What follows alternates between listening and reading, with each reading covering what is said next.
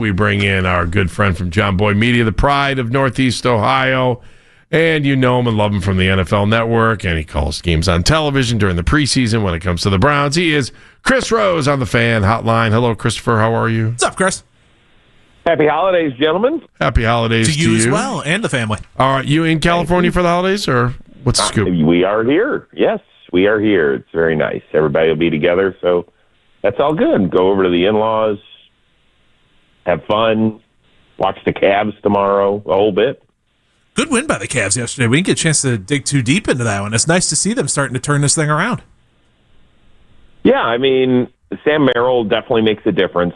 Just having a guy out there that can shoot and is always a threat, and I think it's going to get better when Strus returns. That's why I just don't want, it's hard not to panic because they were so good and so efficient last year, and it's been the exact opposite this season. I mean, I've watched 95% of the games, and it's just, it hasn't been pretty, but I would like to see it when it's all together. So before I make any sort of judgment, which is nice because it's not like the trade deadline is tomorrow. No, I think you speak the words of most Cavalier fans right now, too. So I think we're all kind of at the same point. And you get to Christmas, then I think you start worrying about what's going on with the NBA a little bit more. I know last year was exciting at the beginning of the year, but it's like, okay, let's take a deep breath. We've been down this road before and see what they look like when they're healthy. So, exactly. Yeah, I think we're on the same page. I just want to see him get to the basket a little bit more. That's my only thing, and it's starting to seem like more and more guys are like, all right, let's start getting to the cup. They did it last night, though. Line. Yeah, you're starting to see that come around a little bit, but in the beginning, it was so three-point heavy, and it felt like they were trying to, I don't want to say avoid contact, but you didn't see those guys cutting as much as they should be. All right, Chris. No, they look good. It's against two not great teams, and probably tomorrow's going to be a tough one because the Knicks have been playing well, and that's 3 games in 4 days, including travel and a noon tip. I don't expect a win, but we'll see how it goes. Yeah, the schedule looks tough moving up down the road for the Cavs. So let me get into the Browns with you, my friend. So listen, as we watch these last 2 games, what do you need to see out of Shedeur Sanders to maybe say to yourself, all right, he is the guy for next year. He should be the starter when we go into the season next year. I don't know. And that's the roughest thing I can say. I imagine there are a lot of Browns fans that are like me, and I am taking out the people who back Shedeur regardless of what happens. It's never his fault, and there's a group that will always blame Shedeur even if it isn't his. So I'm taking those people out. So I'm playing I'm trying to hit the fairway here with my analysis and assessment, because all I care about, I'm not a hater if I don't think that he plays well, and I'm not a Shedeur lover if I'm saying, hey, that guy probably should have caught that pass.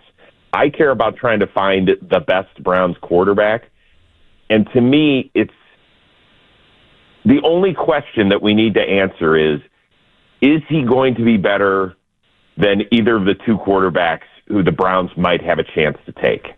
And that's it. That's the only question, because there's nobody else. I don't think we're going to trade for a Mac Jones.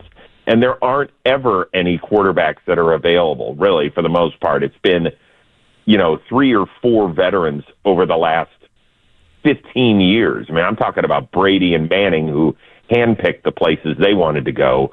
Kirk Cousins was available, but you're talking about a guy who's 36 at the time of free agency, right? So there aren't a lot of guys. Could you make a trade for someone? I suppose you could, but we're not in a position anymore to really make a trade with as many holes as we've got.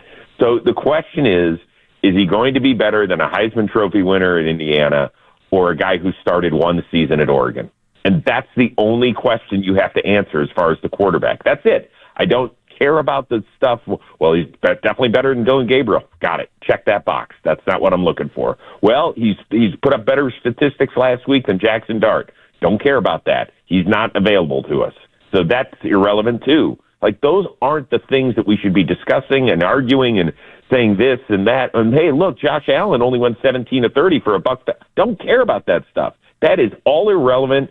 It's just so that people can get all huffy and puffy so that they can make their arguments and yell at the top of their lungs and get more clicks. That crap does not register. Is he better than the two guys who are available at the draft? And I can't answer that after two more games necessarily. I have to talk to people that I trust. I have to talk to people that talk to these kids to see where their heads are at, and then I'll make a final assessment. Chris, when you talk to the people you trust, what are you hearing now? What I hear is that Mendoza, really bright, can make a lot of throws, obviously is exceptional late in the game. They're worried about his ceiling, and they're worried about how his dorkiness will play in an NFL locker room. Now, with that being said, Kirk Cousins is kind of along the same ilk of that and has been beloved by teammates for the most part throughout his career. I'm not going to say every teammate has loved him, but a lot of guys I've talked to who have played with him have really liked him and have dealt with that. Dante Moore, it's a one-year start thing. Really bright, good kid, like exceptional kid is what you hear about him. But, guys who have had 1 year starting don't have a great track record in this league. That is a big swing you're taking, and that's a risk. I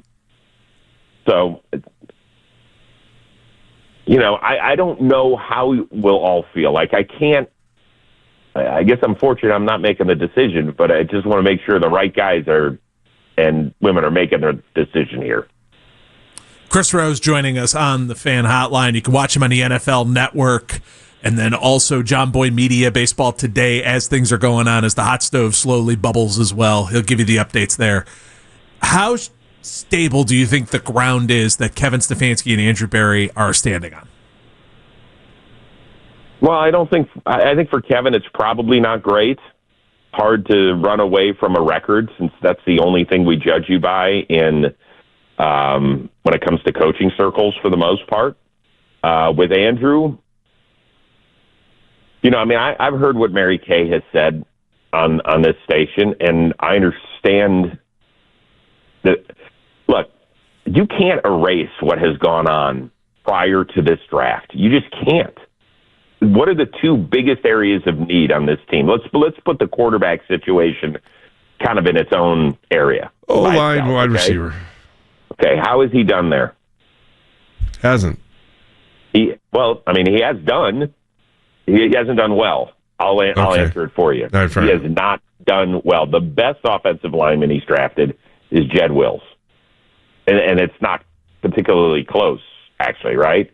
James Hudson, Luke Whippler, Nick Harris, Zach Zinter, DeJuan Jones. That's not a great group. No, in fact, none of them received a second contract with the team as of yet. What's the second area where he's had troubles? Wide receiver. Cedric Tillman, Anthony Schwartz, David Bell. DPJ was the best. Actually, the best thing he ended up doing was making a trade for Amari Cooper, and Elijah Moore was serviceable at times, but not great. We ended up getting the third, which turned into Tillman, and we ended up giving up a second to the Jets, which they used in spinning the Aaron Rodgers deal.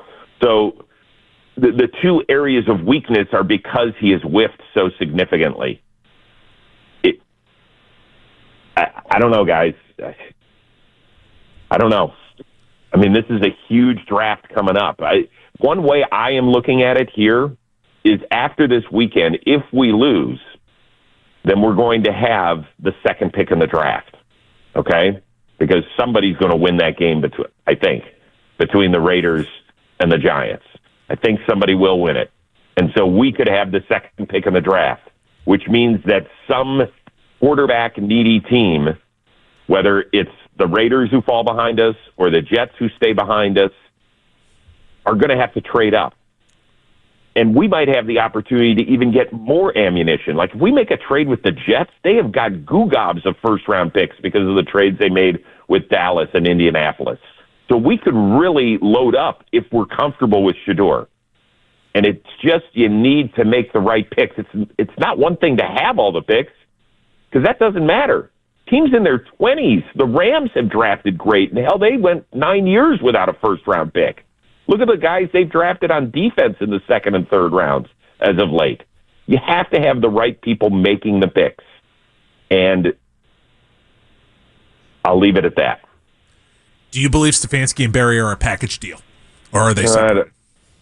I don't think so anymore. I think heading into this year it was possible. I'm not so sure where we stand with that now. I don't understand why Andrew did not do a midseason press conference. I was disappointed in that. I would have liked to have heard some things. So I don't know where that stands. I'll be honest with you. Don't know.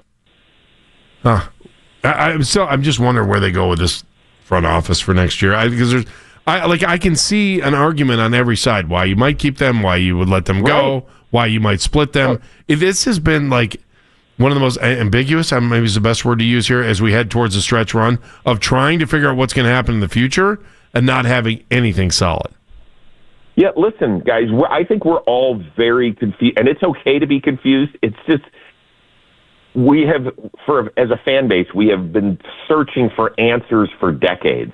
We have had coaches go one and done. We've had evaluators leave less than a half season into a year, right?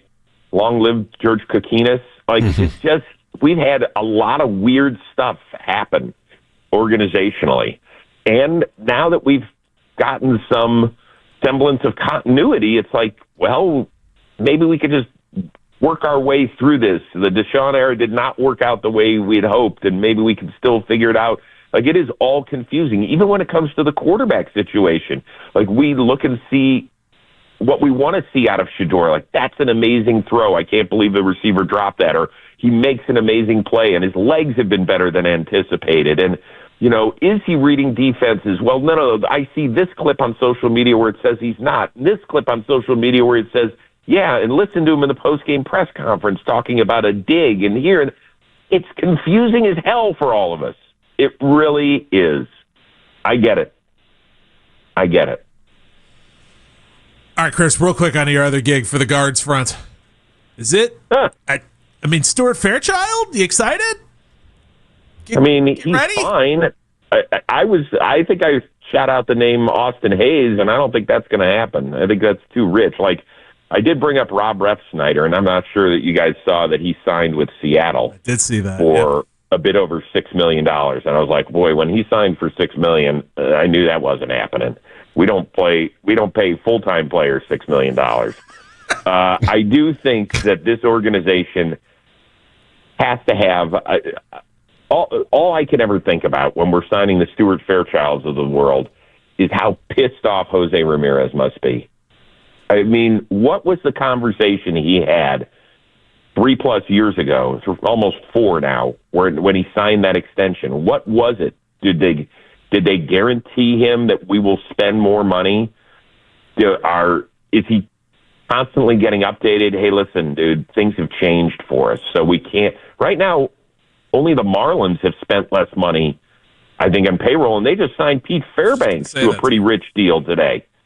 So, we could end up going into the season, based on what the Pirates have done this offseason and a few other teams, with the lowest payroll. And that includes having a guy like Jose Ramirez on your team. That's a kick in the onions, folks. That's tough. Cattell Marte, Chris. Cattell Marte. Let's just speak it into the universe and hope that they listen. That's all I've got left. Yeah, maybe Chris Antonetti hears us. We'll see about that. That's all I've got. To you and your family, have a fantastic holiday and a happy new year, and we will talk to you soon. Thank you for being a part of the show all year long, too, my friend. You got it, gang. Happy holidays to all of your listeners in my hometown, which I love and miss a ton. And it's okay. We are going to get through this, as I mentioned, for the 976,138th time. We are all going to get through this. Thanks, Chris. Talk to you later. Bye, guys. Bye. See you, buddy. Take care. Chris Rose, super friend of the show, joining us on the Fan Hotline.